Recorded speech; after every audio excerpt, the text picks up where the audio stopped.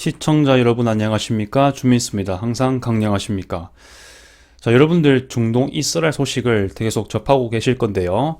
제가 사실은 다른 영상을 만들고 있었는데요. 그거를 완전 수정했습니다. 수정해서 새로운 영상으로 완전 탈바꿈 시켰습니다. 제가 만들고 있는 동안에 급 소식이 왔기 때문입니다. 그렇게 해서 바꾼 소식이 바로 이겁니다. 미국이 예상했었던 분이 계실지 모르겠지만 이란 핵시설을 타격했다라는 소식입니다. 아주 중요한 소식이죠. 어디를 타격했을까요? 그리고 이렇게 말이 전해지고 있습니다. 이스라엘이 더 안전해졌다. 현재 그렇게 되었다라고 얘기를 하고 있습니다. 어떤 전말이 있는지, 그걸 플러스 이란이 탄도미사일을 쏜 적이 있는데 많이 쐈지 않습니까? 누적으로 20회 이상 쏜 것 같은데 그 중에 어떠한 미사일은요, 이스라엘 북부에 있는 유명한 해안 도시가 있죠. 하이파. 거기에 있는 무슬림 모스크를 공격했다고 합니다. 어떤 배경이 있는지 전말을 또 보도록 하겠습니다. 일단은 그 후자의 소식을 먼저 알려드리겠습니다. 현재 말씀드리고 싶은 것은요, 이란의 탄도미사일이 어느 정도 떨어진 지점이 이스라엘에 있는 모스크입니다. 일단 하이파 위치부터 알려드리겠습니다. 지도를 알려드리겠습니다. 일단 하이파 같은 경우는 이스라엘 북부 지역에 있습니다.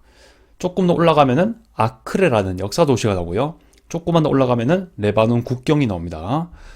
그 정도로 꽤 북부에 있긴 합니다. 자, 그 형광펜을 통해서 오늘의 도시 지역을 알려드리겠습니다. 하이파가 있고요. 그 미사일이 떨어진 지점은요, 이렇게 위에 부두 항구처럼 보이는 곳이 있죠. 거기 인근에 있는 이 두 모스크라는 것도 알려드리겠습니다. 참고해 주시길 바라겠고요. 참고로 하이파에는 다른 소수 종교들도 있습니다. 무슬림도 있고 플러스해서 바하이라는 아주 또 특징이 있는 종교가 있습니다. 이것도 기회가 되면 나중에 알려드리겠고요. 플러스 여러분, 제가 드루즈인들 많이 알려드리지 않습니까? 물론 올라가면 무슬림들이긴 하지만 좀 더 그들의 전통을 많이 이어줘 왔고 그것이 좀 독립적인 성격을 지니게 된 뭔가 분파적인 성격이 있다고 했죠. 그 드루즈인들이 지금 보이는 곳에서 많이 살고 있는데, 특히 제가 가본 곳이 있는데 어디냐면요, 바로 달리아트 알 카르멜이라는 곳이거든요. 여기에는 드루즈인들이 집단 거주합니다. 뭔가 완전 아랍인 마을 같지도 않고 완전 유대인 마을도 같지 않은 뭔가 특유의 느낌이 있고요. 특히 드루즈인들이 5개의 색깔을 가지고 있는 깃발이 있다 있지 않습니까? 그런 것도 자주 걸려 있거든요. 네, 그런 것들을 자주 볼 수가 있는 곳이고요. 참고로 여기 보시면 마운트 카멜 내셔널 파크라고 되어 있지 않습니까? 갈멜산이 있습니다. 여기는 뭐 성경에 엘리야가 850명의 선지자와 싸웠는데 다 이기지 않습니까? 하나님의 그 권능으로 인해 가지고 그 장소예요. 그리고 뭐 비가 오게 해달라고, 비를 오게 해달라고 하나님께 기도했는데 오게 되는, 그렇게 엘리야가 기도했던 장소가 바로 또 갈멜산입니다. 아무튼 그렇게 돼 있는데요. 여기가 또 성지라는 거 하나 더 알려드리겠습니다. 후에 이스라엘이 좀 안정화돼서 여행할 기회가 또 많이 늘어나면 그때 여행해 보시는 것도, 여행하시는 것도 괜찮을 것 같습니다. 그 지점에 대한 소식입니다. 근데 이게 어떻게 보면은 이란이 쏜 미사일에 관한 것이고 분명 무슬림 모스크 공격당했지 않습니까? 이런 맥락에서 그런 건지 모르겠지만 다른 아랍권 기사들에서는 이 소식을 잘 못 봤어요. 사실은 제가 검색했던 시점에서는요, 주로 이스라엘 언론들이 많이 전파했고요. 그나마 사우디아라비아 국영 언론인 알 아라비아에서 이걸 좀 알려주더라고요. 그래서 좀 출처로서 이스라엘 언론 한 개랑 알 아라비아 뉴스를 가져왔습니다. 최소 한 발 발사체가 이스라엘 방공망을 피해서 하이파 부두 인근 지역에 낙하했다. 그것이 아까 그 모스크에 떨어진 거죠. 아까 보셨겠지만 부두 인근에 있었죠. 이것에 대해서 대통령도 서명을 내놨는데요. 이스라엘은 총리도 있지만 대통령도 있습니다. 하이파의 알 자리나 모스크가 공격을 받았다, 이렇게 말하고 있고요. 그 두 개 중에 한 개가 알 자리나 모스크입니다. 기도 중이던 무슬림 성직자와 예배자들이 부상을 입었다라고 얘기하고 있습니다. 이게 어떤 걸 또 의미할 수 있을까요? 뭐 일각에서는 언론이 많이 접하고 그렇게 알려주는 게 뭐 이스라엘은 뭐 종교 차별도 심하니 뭐 아파르트헤이트를 하느니 이렇게 얘기를 되게 많이 하지 않습니까? 근데 저도 여행을 좀 그래도 약간 살아보기도 하고 1년 이상 있었거든요. 그런데 최소한 이 유대교가 아니라고 해서 무슬림이라고 해서 혹은 다른 종교라고 해서 종교적 탄압이 있다든지 뭐 모스크를 부숴가지고 예배를 못 드리게 한다든지 이런 케이스를 거의 본 적은 없습니다. 물론 이것에 대해서 반박하고 계실 분 있으시면요, 증거를 통해서 제시해 주시길 바라겠고요. 그냥 제가 이스라엘 영토에서 지냈을 때는요, 그 소수 민족들을 존중하는 걸 더 훨씬 더 많이 보긴 했습니다.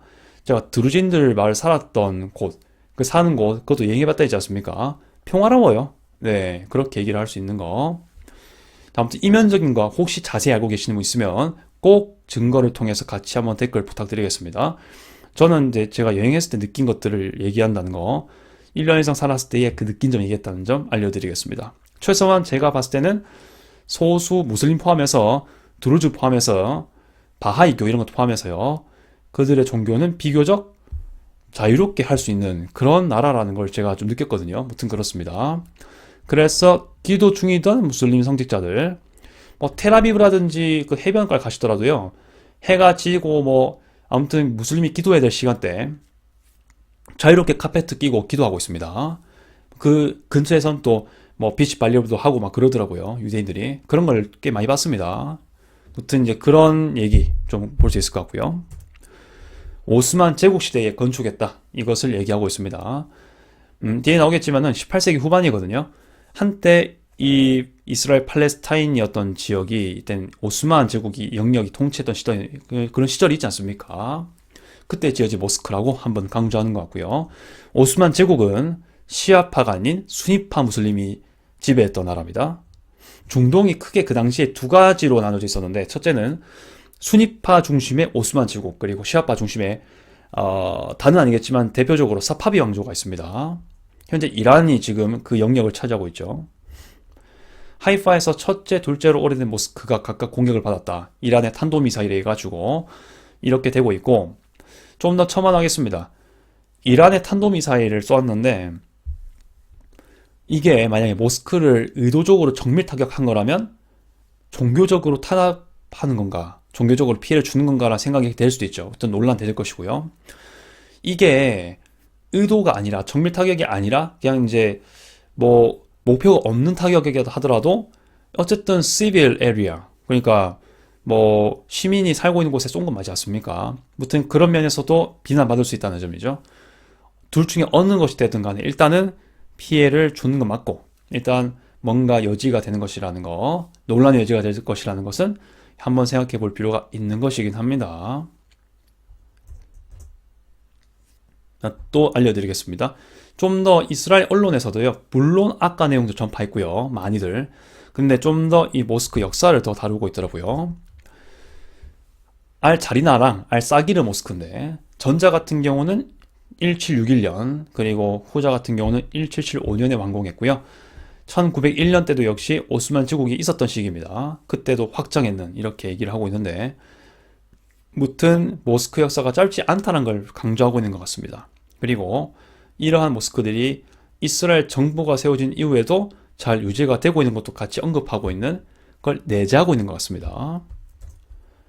그리고 오스만 제국 시대의 갈릴리 지역 총독이었던 자히라 알 우마르, 이 인물이 그 당시 기준으로 모던한 스타일의 도시를 여러 지역에 다 지었는 것 같은데, 건설도 하고 뭔가 대규모의 토목 작업을 했던 거겠죠. 그 맥락으로 이렇게 하이파도 포함해서 그 북쪽에 있는 또 해안 도시, 역사 도시인 아크레, 아코, 그렇죠. 여기까지 나폴레옹 시대 때 여기 정복하려고 했던 적 있거든요. 무튼 플러스 테비레아스라고 해서 갈릴리 지역에 있는 큰 도시 있지 않습니까? 그리고 이스라엘 북부에 있는 나사렛, 이 등지. 나사렛은 예수 그리스도께서 오랫동안 지냈던 곳으로 유명하지 않습니까? 그래서 뭐 나사렛 예수 이런 말도 하지 않겠습니까? 아무튼 이러한 지역에 상당히 많은 건축 작업함으로써 그 지역의 백성들에게 뭔가 지지를 받으려는 의도도 있었을 것이고 지방 정책을 강화시키려는 의도도 있었겠죠.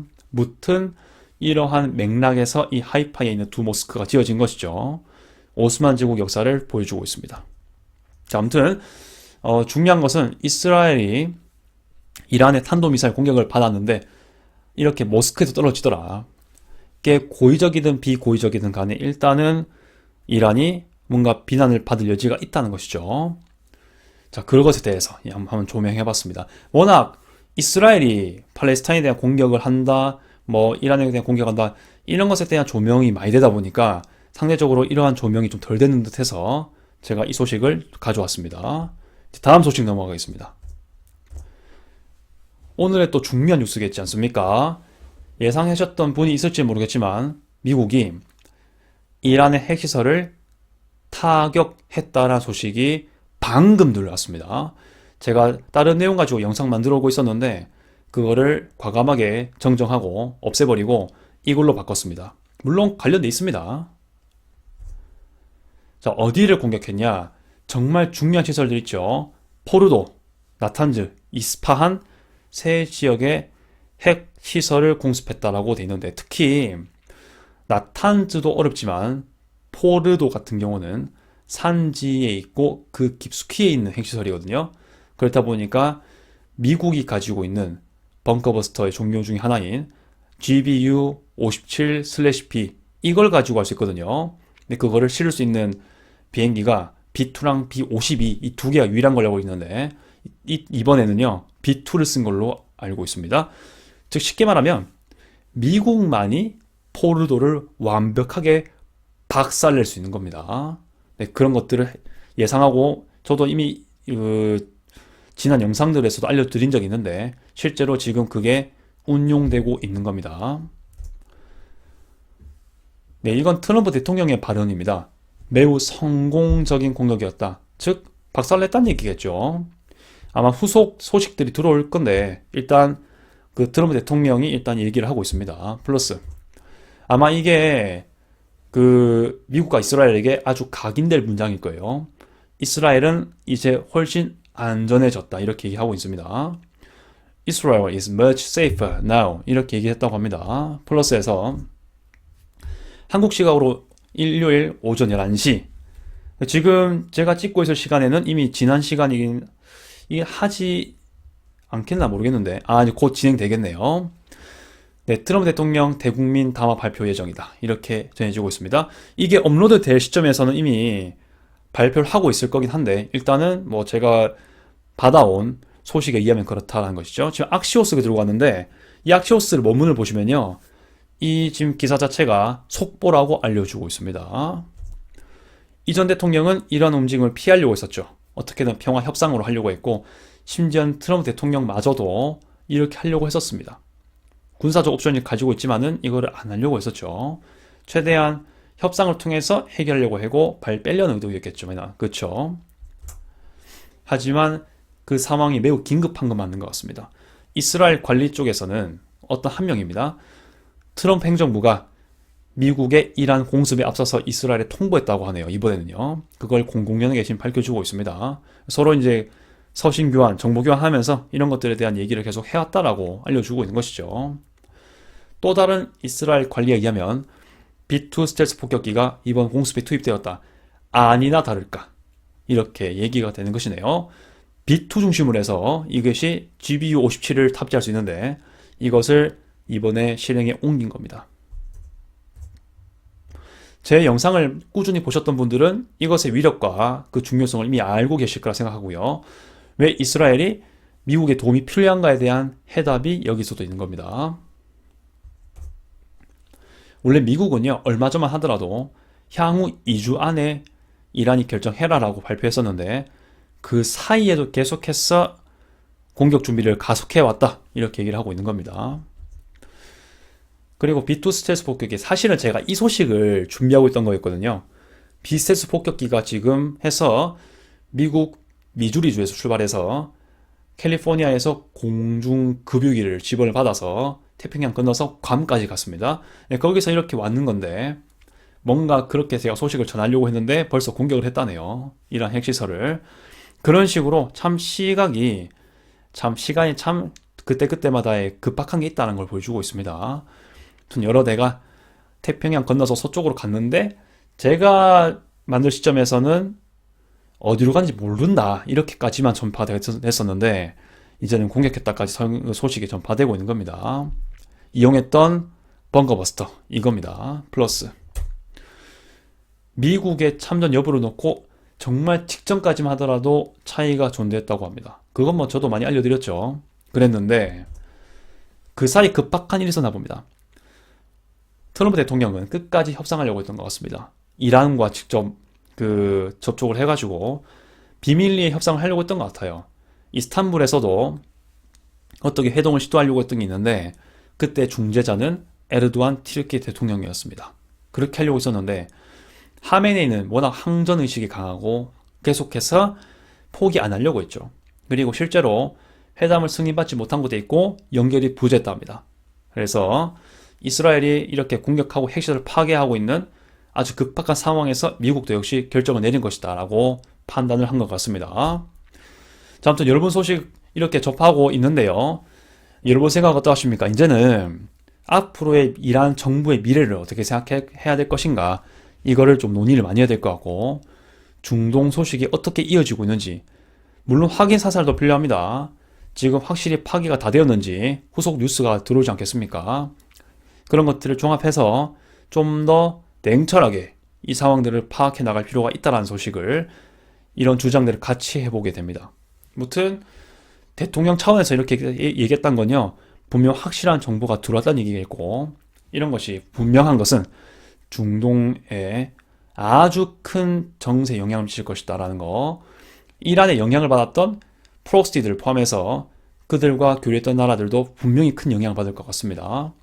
무튼 또 중동에서 한 획을 끄은 역사로 기억이 될 것 같습니다.